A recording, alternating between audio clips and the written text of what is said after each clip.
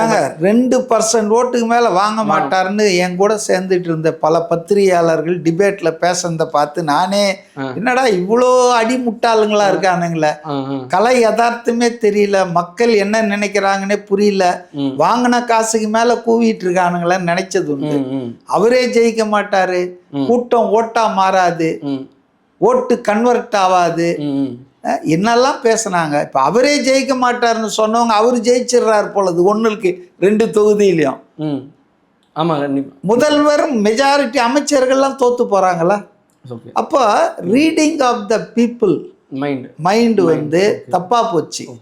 அவங்க என்ன நினைச்சிட்டாங்கன்னா, அவங்க ஒரு மாய உலகம் சிருஷ்டித்தாங்கல்ல, பொற்கால ஆட்சியை ராஜராஜ சோழன் கொடுத்துட்டு இருக்கிறாரு ஸ்டாலின், முத்துவேல் கருணாநிதி ஸ்டாலின்னு 2வது வாட்டி ராஜ்பவன்ல பேசுவார்னு என்னைக்கு சேகர் பாபு சொன்னாரோ, கடைசியில் எம்எல்ஏவா கூட இல்லாத ஆக்கி விட்டானுங்க. நாளுக்கு கரி நாக்கு போல இருக்குது.